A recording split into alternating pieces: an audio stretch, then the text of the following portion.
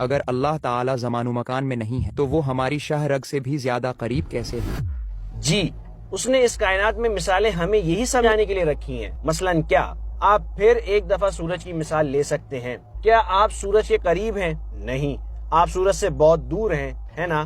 لیکن اصل میں سورج آپ کے بہت نزدیک ہے۔ کیسے؟ کیا سورج کی روشنی آپ تک پہنچتی ہے؟ جی ہاں۔ کیا یہ آپ کی اسکن کو ٹچ کرتی ہے؟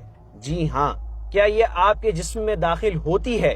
جی ہاں۔ جب آپ اپنے کھانے کو دیکھتے ہیں تو کیا سورج کی روشنی اس پر بھی پڑتی ہے؟ تو فزیکلی آپ سورج سے بہت دور ہیں، لیکن سورج آپ کے بہت قریب ہے۔ اسی طرح ہم بھی اللہ تعالیٰ سے بہت دور ہیں، اس کے اور ہمارے درمیان 70,000 پردے ہیں، اور اسی مینیفیسٹیشن کے حوالے سے وہ بہت سے الگ الگ کام کرتا ہے۔ مثلا اس کے نام الحی کے مطابق اللہ تعالیٰ ہمیں زندگی دیتا ہے نا؟ یا اس کا نام الرزاق کے مطابق وہ ہمیں رزق دیتا ہے۔ اپنے نام الجمیل سے وہ ہمیں حسن دیتا ہے۔ تو اپنی مینیفیسٹیشن اور اس قسم کی صفات کی بنا پر وہ خود ہم سے بھی زیادہ ہمارے قریب ہے۔ وہی ہماری موجودگی اور موجودگی میں تسلسل کی وجہ ہے۔